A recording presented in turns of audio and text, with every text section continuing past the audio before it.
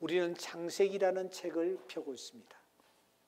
이 창세기는 전체 50장으로 구성되어 있는데 12장부터 50장까지 네 사람의 이야기가 쭉 이어집니다. 그 네 사람은 아브라함과 이삭과 야곱과 요셉입니다. 아브라함과 이삭과 야곱과 요셉, 이 네 사람의 스토리로 이 창세기라는 책이 구성되어 있습니다. 그런데 참 특이한 사실이 하나 있습니다. 그것은 무엇이냐? 아브라함에게는 하나님이 나타나시는 거예요. 나타나셔서 가르쳐 주시기도 하고 말씀을 주시기도 하십니다. 이렇게 하라 명령을 하기도 하십니다. 아브라함은 그 말씀을 쫓아 나아갔습니다. 그때의 아브라함은 큰 축복을 받았습니다. 그의 아들이 이삭입니다. 이삭에게도 하나님이 나타나십니다. 이렇게 해라, 저렇게 해라, 애굽으로 내려가지 말라.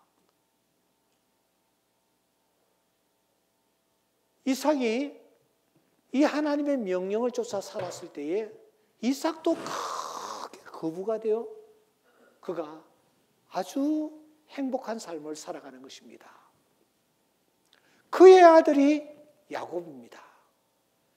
야곱은 참 못난 놈이에요.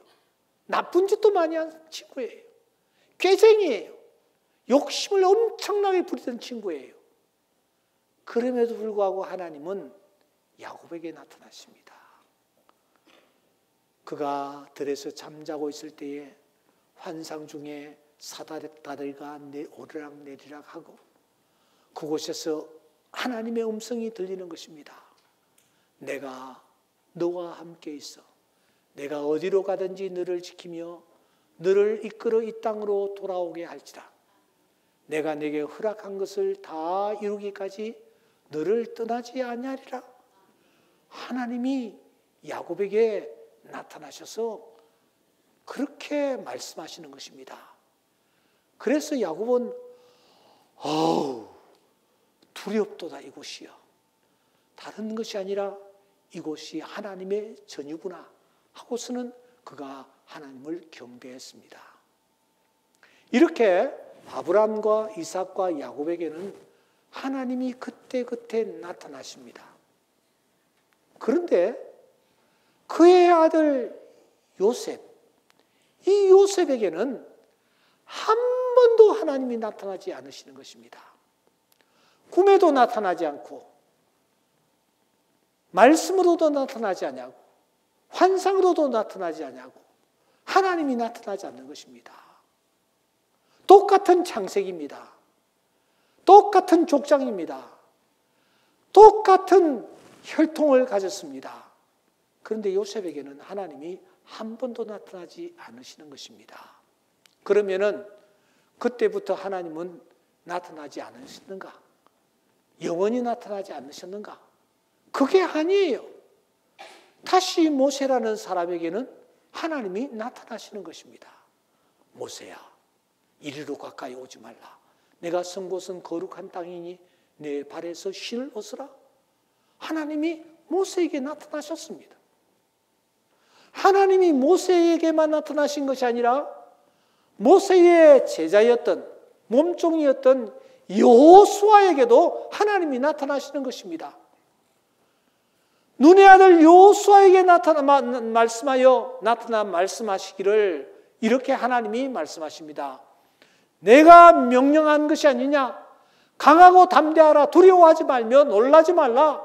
내가 어디로 가든지 내 하나님 여호와가 너와 함께 하느니라 하시면서 하나님이 여호수아에게도 나타나 말씀하십니다.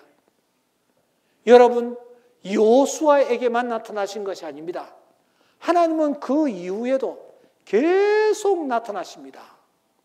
사사들에게도 나타나시고 사무엘에게도 하나님이 나타나십니다. 사울에게도 나타나십니다.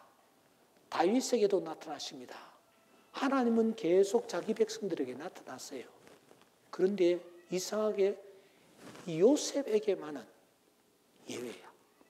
요셉에게는 하나님이 나타나지 않는 거예요.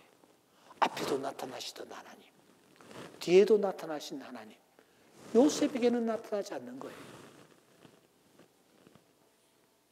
이 요셉 스토리가 17살부터 시작됩니다. 여기 여러분들이 지금 나이가 17, 18, 19, 19? 시우는 몇 살이냐? 19. 지금 19의 얘기를 지금 하려고 생각하는 거예요. 가장 예민할 때에, 감수성이 심할 때에, 여러 가지 의심과 걱정과 근심이 많을 때에, 그때의 얘기를 제가 좀 하려고 하는 것입니다. 하나님이 요셉에게는 나타나지 않습니다. 나타나지 않으신 거예요. 그럼에도 불구하고 요셉은 어떤 삶을 살았던가 하는 것입니다. 증조 할아버지에게도 할아버지에게도 아버지에게도 나타나지 아니하시는 하나님, 자기 저 후손들에게 나타나신 하나님, 자기에게는 나타나지 아니했지만 요셉은 일생을 어떻게 살았던가 하는 것입니다. 오늘 창세기 39장에 보시면 그가 유혹의 현장에 빠졌습니다. 한 여인이 그를 유혹합니다. 아무도 없지 않느냐? 나를 조금 즐겁게 해다오. 우리 같이 즐기자. 지금으로 치면은 술집일까요? 아니면은 장려촌일까요? 어떻든 한 여인이 이 19살 정도 되는 17살, 18살, 19살 정도 되는 이 총각에게 계속 눈짓을 하면서 옷을 붙잡고 같이 동침하자고 하는 것입니다. 그런데 그때에 이 요셉의 입에서 어떤 말이 나오냐? 어떤 말이 터져 나오느냐? 내가 어찌 큰 악을 행하여 하나님께 등지하겠습니까?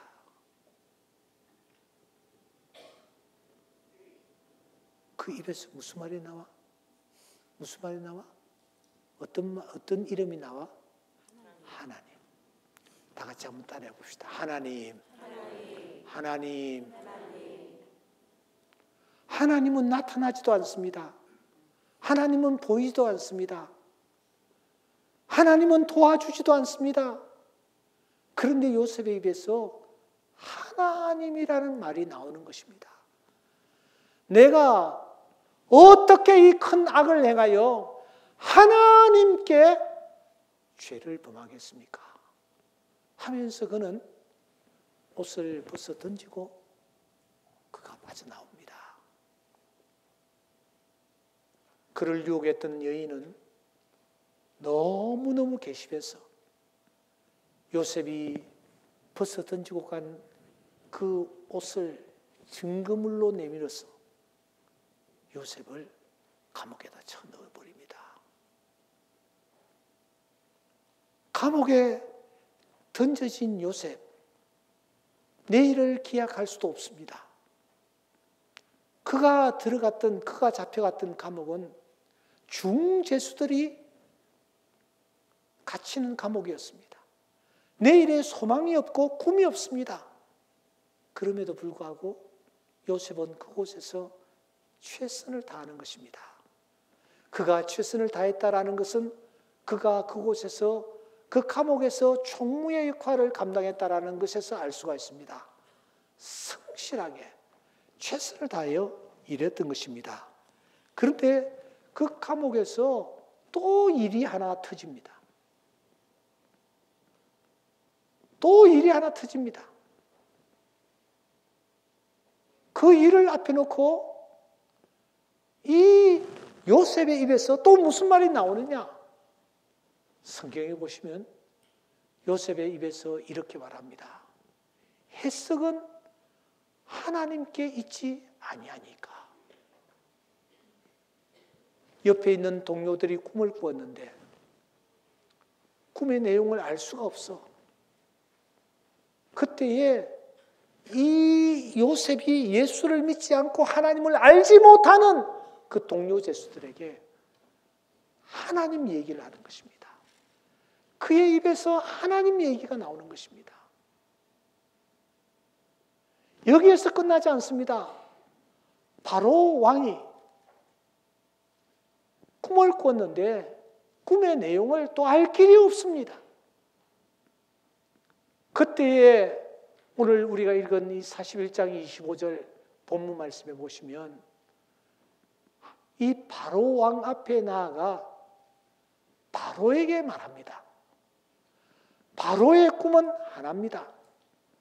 하나님이 그가 하실 일을 바로에게 보이셨습니다. 여러분, 당시의 바로는 신이었습니다. 자기 스스로 신이라고 생각하였고 백성들도 그를 신처럼 모셨습니다. 하지만 요셉이 바로왕 앞에 나아가 당신은 신이 아니야. 당신은 바로일 뿐이야. 지금 그런 뜻입니다. 하나님이 계셔. 하나님이 살아계셔. 하나님이 역사하셔. 이런 마음의 자세를 가지고 그가 바로 앞에 담대하게 나가는 것입니다. 여러분, 이게 쉬운 일일까요? 정말 쉬운 일이 아니었습니다. 그럼에도 불구하고 이 요셉은 바로 왕 앞에서 하나님이 계신다고 외치는 것입니다. 세월이 흘렀습니다. 요셉이 총리 대신이 되었고 흉년이 시작되었습니다. 그때에 자기를 팔아넘긴 형들이 그 현장에 오지 않습니까? 그때에 이 형들을 향하여 이 요셉의 입에서 무엇이라고 말합니까? 우리 다 같이 한번 읽어보겠습니다. 시작. 당신들이 나를 이곳에 팔았다고 해서 근심하지 마소서. 한탄하지 마소서. 하나님이 생명을 구원하시려고 나를 당신들보다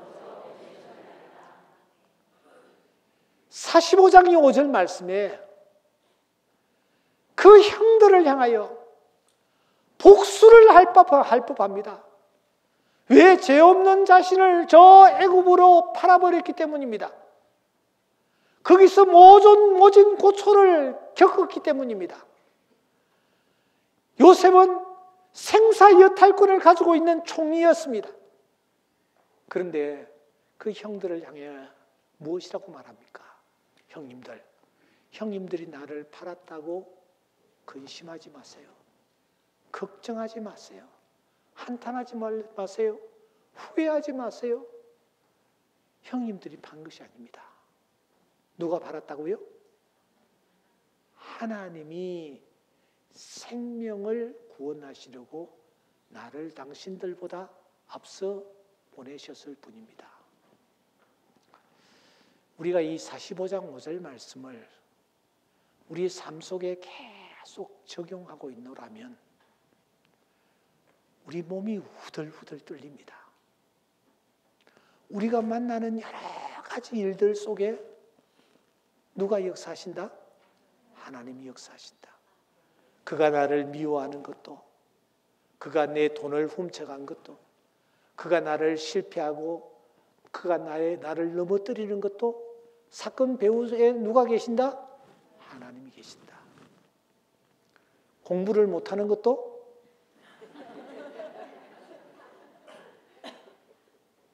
시우 한번 대답해봐. 공부를 못하는 것도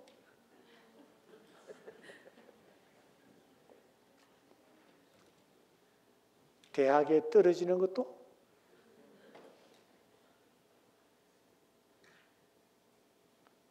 여러분, 이 믿음이 있기를 주의 이름으로 축원합니다. 우리는 내일 일을 알 수가 없어요. 사건이 어떻게 종합적으로 풀려서 그것이 나에게 축복으로 다가올지 알 수가 없어요. 하나님은 기가 막힌 방법으로 우리의 걸음을 인도하세요. 그런데 그 하나님이 무엇을 보시느냐? 중심에 하나님이 계시다라는 사실을 믿느냐, 믿지 않느냐 하는 것입니다. 하나님이 보시는 것은 이거예요. 내가 공부를 좀 잘하고 못하고는 별로 중요하지 않아요. 내가 세상 사람들의 기준으로 좀 더 좋은 대학, 명문대학 들어가고 들어가지 않는 것 중요하지 않아요. 하나님이 어떤 방법을 통해서 나를 인도하실지 나는 알 수 없기 때문이에요. 요셉을 보세요. 그가 형들에게 미움을 받지 아니했더라면 오늘의 요셉이 있었겠어요? 요셉을 보세요. 그가 애굽에 팔려가지 아니했더라면 오늘의 요셉이 있었을까요? 요셉을 보세요. 그가 감옥에 갇히지 않았다면 오늘의 요셉이 있었을까요? 당시에는 너무 원망스럽기도 하고 형들이 믿기도 하고 억울하기도 하고 오해를 받는 것이 너무 부끄럽기도 하고 아마 그랬을 거예요. 감옥에서 부자유한 생활을 하면서 요셉은 얼마나 힘든 시간을 보냈을까요? 그런데 하나님께서 이 모든 것들을 합력하여 선을 이루어 가시는 것입니다. 그래서 결국은 하나님이 요셉을 애굽의 총리 대신으로 세우시는 것입니다. 우리 학생들만 한번 따라해 봅시다. 끝자락이 좀 크게 해봐. 끝자락이 끝은 아니다. 아멘입니까? 제가 중학교 졸업할 때 중학교 국어 선생님이 이인도 선생님이셨어요. 그 선생님이 지금 살아계시는지 제가 찾아보지를 않았습니다만 이름은 제가 확실히 기억해요. 그 선생님이 내 노트에다가 글을 써주셨어. 뭐라고 써주셨느냐 하면은 한 샘을 팔아 물이 날 때까지 그런 글을 써주셨어. 이인도 선생님이. 한 샘을 팔아 뭐요? 물이 날 때까지. 오늘 내가 여러분들에게 꼭 기억해야 할 메시지를 하나 전하고 싶어요. 끝자락이 뭐요? 끝은 아닙니다. 끝자락은 끝자락일 뿐입니다. 끝은 아니에요. 끝은 누가 간섭하시느냐? 하나님이 간섭하세요. 끝자락에 내몰리는 것 같아도 아직 끝은 아니에요. 하나님이 마지막에 어떻게 역사하실지 우리는 알 수 없기 때문입니다. 하나님은 합력하여 선을 이루시는 분, 우리를 주목하고 계세요. 성석이 너 도대체 어떻게 하는지 한번 보자 하고 우리를 주목하세요. 그 하나님 앞에서 우리가 요셉처럼 아무것도 보이지 않지만 하나님 계십니다 하는 믿음으로 나아갈 때에 하나님이 그 모습을 귀하게 보시고 놀라운 은혜를 베풀어 주실 거예요. 이번에 원하는 대학에 설령 못 들어가도 그래도 요셉보다는 내가 낫잖아. 그렇게 생각하고 믿음으로 나가십시오. 믿음으로 나가십시오. 제가 제 아이 둘을 키우면서 제가 참 많은 경험을 했습니다.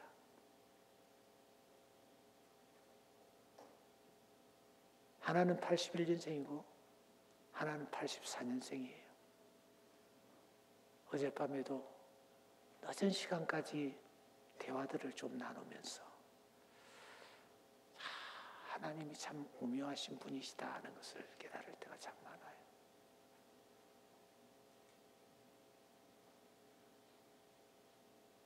오해를 받으면서도 하나님, 감옥에 갇혀 있으면서도 하나님, 자기를 자칭이 신이라고 하는 자 앞에서도 하나님, 이게 참 쉬운 일이 아니죠. 그러나 우리 삶의 연장에서 하나님이 계시다라는 것을 인정하며 살아갈 때 하늘의 하나님이 기뻐하시는 거예요. 야, 저 녀석이 나를 인정하고 있구나 하시면서 하나님이 하늘의 보고를 열으시고 여러분의 삶의 연장에 필요한 은혜와 축복을 허락하여 주실 줄 믿습니다. 한 번 더 따라합시다. 끝자락은 끝이 아니다. 아멘입니까? 끝자락이 끝은 아닙니다. 하나님이 역사하실 거예요. 이 믿음으로 우리가 한번 나아가 봅시다. 이번에 어떤 결과가 나타나도 이렇게 선포합시다. 끝자락이 뭐요? 끝은 아니다. 끝자락이 끝은 아니다.